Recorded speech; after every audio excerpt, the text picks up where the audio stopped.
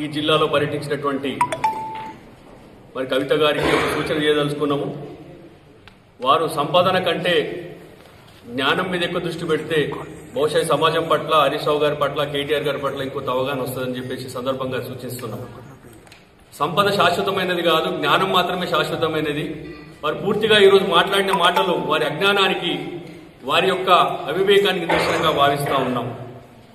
ముఖ్యంగా కల్వకుంట్ల కవిత అనే పేరే లేకపోయి ఉంటే వారికి ఇక్కడి జిల్లాల స్వాగతం ఎక్కడిదని చెప్పి ప్రశ్నిస్తూ ఉన్నాం.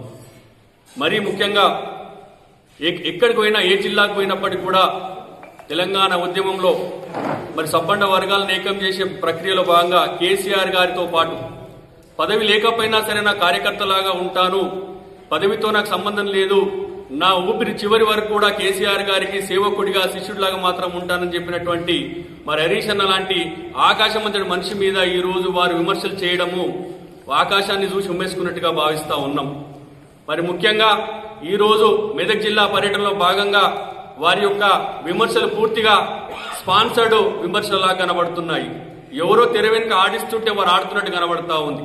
తెలంగాణ రాష్ట్రం తీసుకొచ్చినటువంటి ముఖ్యమంత్రి గారు కేసీఆర్ గారి కూతురుగా వాళ్ళు మాట్లాడడం లేదు. ఈ రోజు ఈ రాష్ట్రంలో ముఖ్యమంత్రి రేవంత్ రెడ్డి గారు ఈ రోజు వారు మాట్లాడుగా భావిస్తా ఉన్నాం. అక్కడ రేవంత్ రెడ్డి గారు కేటీఆర్ గారిని హరీష్ రావు గారిని విమర్శిస్తున్నారు.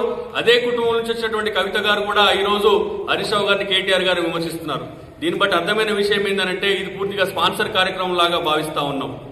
మరి ఈ రోజు వారు లిక్కర్ విషయంలో జైల్లో ఉన్నప్పుడు మరి హరీష్ అన్న మరి ఢిల్లీకి అనేక సందర్భాల్లో వెళ్లి వారిని బయటకు తీసుకొచ్చేటువంటి ప్రయత్నం అంతా ఇంత కాదు. మరీ ముఖ్యంగా మరి కేటీఆర్ గారు, హరీష్ అన్న గారు వారు జైల్లో ఉన్న సందర్భంలో వారు పడ్డటువంటి బాధ అంతా ఇంత కాదని చెప్పి ఈ రోజు వారు చేసినటువంటి వారి మీద ఉన్నటువంటి ఆరోపణల వల్లే రెండోసారి ప్రభుత్వం పోయిందన్న సంగతి కూడా వారు పూర్తిగా మర్చిపోయి ఈరోజు హరీష్ అన్న మీద విమర్శలు చేస్తా ఉన్నారు.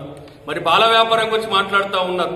మరి పాల వ్యాపారంలో నిజం ఎంతుందో అబద్ధం ఎంతుందో దాని విషయం ప్రజలందరికీ తెలుసు. కానీ మీరు ఈ రోజు లిక్కర్ వ్యాపారంలో జైలుకు పోయిన సంగతి కూడా యావత్ ప్రపంచానికి తెలిసిన సంగతి మేము గుర్తు చేస్తా ఉన్నాం. అహర్నిశలు తెలంగాణ రాష్ట్రం కొరకు, తెలంగాణ రాష్ట్రమే ధ్యేయంగా కేసీఆర్ గారు పనిచేస్తుంటే వారి ఇంకా పార్టీ నిర్మాణంలో హరీష్ రావు గారు చెమటోడ్చి పార్టీ నిర్మాణంలో 2 సార్లు ప్రభుత్వం ఏర్పాటు చేయడంలో కీలకంగా పాత్ర పోషించినటువంటి హరీష్ అన్న మీద విమర్శలు చేయడము మేమందరం కూడా తీవ్రంగా ఖండిస్తా ఉన్నాం. మరీ ముఖ్యంగా ఇంతకుముందు పెద్దలు చెప్పినట్టు కేవలం ఈ ఉద్యమ నాయకుడు కేసీఆర్ గారు కూతురు అనే ఒక గౌరవంతోనే మేము చాలా గౌరవంగా మాట్లాడుతున్నామన్న సంగతిని గుర్తుపెట్టుకోవాలి. మా సహనాన్ని పరీక్షించొద్దని చెప్పేసి సందర్భంగా హెచ్చరిస్తా ఉన్నాం. ఇంకొకసారి గౌరవ పెద్దలు హరీష్ రావు గారి మీద గాని, కేటీఆర్ గారి మీద గాని విమర్శలు చేసినట్టయితే తీవ్రమైనటువంటి వ్యతిరేకతను వారు చూడాల్సి వస్తుందని సందర్భంగా తెలియజేస్తా ఉన్నాం. మరి ముఖ్యంగా మెదక్ నియోజకవర్గంలో వై ప్రభాకర్ రెడ్డి గారి గురించి ఎన్నికల సందర్భంగా మాట్లాడడం జరిగింది. వై ప్రభాకర్ రెడ్డి గారు నిలబడ్డప్పుడు మెదక్ నియోజకవర్గం, రామాయంపేట నియోజకవర్గం ఒకటి కాలేదప్పుడు. అది 2004 సందర్భంలో వై ప్రభాకర్ రెడ్డి గారు ఎన్నికలు జరిగిన సందర్భం అది. ఆ రోజు జనతా పార్టీ గుర్తు నుంచి నిలబడినటువంటి సిద్ధారెడ్డి గారు గెలవడం జరిగింది. మీకు ఎన్నికలు ఏ సంవత్సరంలో ఎవరు నిలబడ్డారు, అప్పుడు అభ్యర్థి ఎవరు కూడా కనీసం అవగాహన లేకుండా ఆ రోజు వైపీఆర్ గారిని ఓడగొట్టడానికి హరీష్ రావు గారు పనిచేయడానికి కూడా మీ యొక్క మూర్ఖత్వానికి నిదర్శనంగా భావిస్తున్నాం.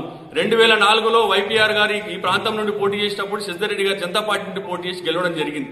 2009లో చంద్రబాబు నాయుడు గారు చేసినటువంటి మోసానికి కేసీఆర్ గారు ఆదేశాల మేరకు ఈ నియోజకవర్గంలో పద్మక్క గారు శాసనసభ్యురాలుగా మరి ఇండిపెండెంట్ అభ్యర్థిగా పోటీలో ఉన్నారు.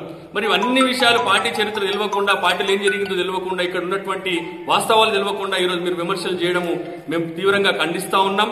ముఖ్యంగా గణపురం ఆనకట్ట విషయంలో గౌరవ ముఖ్యమంత్రి కేసీఆర్ గారు మొదటి సందర్భంలో ముఖ్యమంత్రి అయినప్పుడు ఏరియల్ వ్యూ ద్వారా ఈ గణపురం ఆనకట్టను సందర్శించి 100 కోట్ల రూపాయలు మంజూరు చేసినటువంటి ఘనత గౌరవ ముఖ్యమంత్రి చేస్తూ ఎంఎన్ కెనాల్, ఎఫ్ఎన్ కెనాల్ పూర్తి చేసినటువంటి ఘనత గౌరవ కేసీఆర్ గారికి, హరీష్ అన్న గారికి దక్కింది.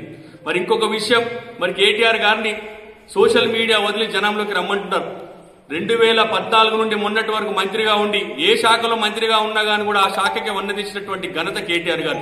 హైదరాబాద్ ప్రపంచ చిత్రపటంలో చూపించినటువంటి ఘనత కేటీఆర్ గారు. ఈ రోజు కేటీఆర్ గారిని కూడా విమర్శించడము మీ యొక్క మూర్ఖత్వానికి నిదర్శనంగా భావిస్తా ఉన్నాం. ఇవాళ కల్వకుంట్ల అనే పేరే లేకపోయి ఉంటే ఈ రోజు మీకు కవితానికి పేరుకు ఎక్కడ గుర్తింపు వస్తుందని చెప్పేసి ఈ సందర్భంగా మీరు మరొకసారి ఆత్మ పరిశీలన చేసుకోవాల్సిందిగా గుర్తు చేస్తా ఉన్నాం.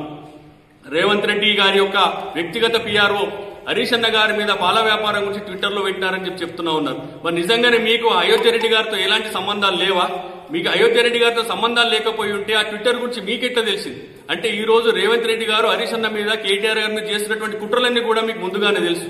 మీరందరూ కూడా చీకటి ఒప్పందంలో భాగంగానే ఈ రోజు కేసీఆర్ గారి మీద, కేటీఆర్ గారి మీద, హరీష్ రావు గారి మీద విమర్శలు చేస్తూ ఉంటే వారి విమర్శలు మీరు సమర్థిస్తూ ఉన్నారు. మరి మీరు పూర్తిగా కాంగ్రెస్ పార్టీ తెర వెనుక ఉండి మీతో ఆడిస్తున్నటువంటి నాటకంలో భాగంగానే మరి ఈ రోజు ఈ టీఆర్ఎస్ పార్టీలో కృష్ణార్జునులు నిజంగానే టీఆర్ఎస్ పార్టీకి మరి కేటీఆర్ గారు, హరీష్ రావు గారు కృష్ణార్జునులుగానే భావిస్తా ఉన్నాం. మరి ఈ రోజు అధర్మం మీద, ఈ రోజు అన్యాయం మీద మరి ఏదైతే పోరాటం చేస్తున్నారో కేటీఆర్ గారు, హరీష్ రావు గారు నిజంగా కూడా వాళ్ళు మాకు అందరూ కూడా కృష్ణార్జునులతో సమానంగానే ఈ సందర్భంగా మీకు తెలియజేస్తా ఉన్నాం.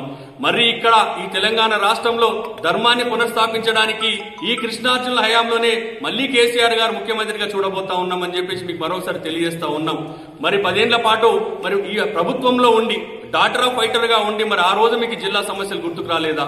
మరి నిజంగానే జిల్లా మీద ప్రేమ ఉంటే, నిజంగానే ఇక్కడ ఉన్నటువంటి వనదుర్గ మాత మీద మీకు ప్రేమ ఉంటే, నిజంగానే ఇక్కడ ఉన్నటువంటి మహాదేవాలయం చర్చి మీద ప్రేమ ఉన్నట్టయితే మరి ఆ రోజు మీరు ఈ జిల్లాలో ఎందుకు పర్యటన చేయలేదు? ఆ రోజు ముఖ్యమంత్రి గారి కూతురుగా నియోజకవర్గానికి అదనపు నిధులు ఎందుకు ఇప్పలేదో మీరు మరొకసారి ఆత్మవిమర్శ చేసుకోవాల్సిందిగా కోరుతా ఉన్నాం. చేసుకుంటానటువంటి మీ యొక్క పిచ్చి చేష్టలను మానుకోవాల్సిందిగా తెలియజేస్తూ మేమందరం కూడా కేసీఆర్ గారి నాయకత్వంలో భవిష్యత్తులో ఈ రాష్ట్రంలో మళ్లీ ముఖ్యమంత్రిగా చూడబోతా ఉన్నాం. ఈ జిల్లాలో హరీష్ అన్న నాయకత్వంలో పార్టీని బలోపేతం చేయబోతా ఉన్నాం. మళ్ళొకసారి మీరు హరీష్ అన్న గారిని విమర్శించినట్టయితే తీవ్రమైనటువంటి ప్రతిఘటన, తీవ్రమైనటువంటి నిరసనను, తీవ్రమైనటువంటి ఆందోళనకు మీరు చవి చూడాల్సి వస్తుందని సందర్భంగా తెలియజేస్తూ మరి ఈ రోజు హరీష్ అన్న మీద చేసినటువంటి విమర్శలకు మీరు బహిరంగంగా క్షమాపణ చెప్పాలి. లేని పక్షంలో భవిష్యత్తులో మీ జిల్లా పర్యటనలు మెదక్లో కనుక కొనసాగితే మిమ్మల్ని అడ్డుకొని తీరుతామని చెప్పి సందర్భంగా హెచ్చరిస్తా ఉన్నాం.